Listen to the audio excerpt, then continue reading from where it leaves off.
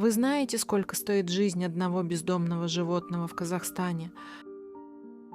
В свежих поправках в закон об ответственном обращении с животными государство планирует тратить на эвтаназию одной собаки около 11 тысяч тенге. И 5 дней разделяют между жизнью и смертью, что в 7 раз дешевле ее содержания. Согласны ли вы, чтобы ваши налоги шли на конвейер смерти для животных? Или вы бы предпочли, чтобы эти миллиарды тенге направили на строительство государственных приютов? Поделитесь своим мнением в комментариях. Собаки не виноваты в том, что они оказались на улице. Это результат безответственности людей, которые их выбросили.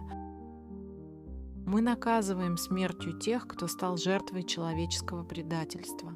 Получается, что общество выбирает самый легкий и дешевый путь вместо того, чтобы бороться с причиной, нерадивыми хозяевами. Имеем ли мы право убивать тысячи неагрессивных особей ради страха перед единицами? Попытки правительства защитить животных привели только к увеличению штрафов. За незаконное убийство теперь грозит до 738 тысяч тенге или арест. Но стали ли улицы безопаснее? Государство разрешило эвтаназию бездомных животных за 11 тысяч тенге, но грозит тюрьмой нам. Это не решение проблемы, а имитация контроля за наш счет, пока животные продолжают гибнуть на улицах. Единственное законное решение сегодня – это чип. Это единственный паспорт, который признает государство. Только он дает вашей собаке право на 60 дней жизни вместо 5, если она потеряется. Но помните, если чипа нет в базе Танба, для отлова его не существует. Но кроме денег есть и цена, которую нельзя измерить в деньгах. Это наша человечность.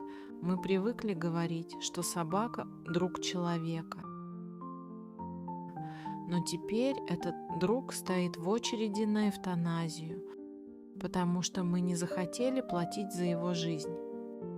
Задумайтесь, мы боремся с последствиями, а не с причиной. Собаки на улицах – это наше отражение, наше предательство, а закон нам просто помогает это отражение стереть и свалить всю вину на других.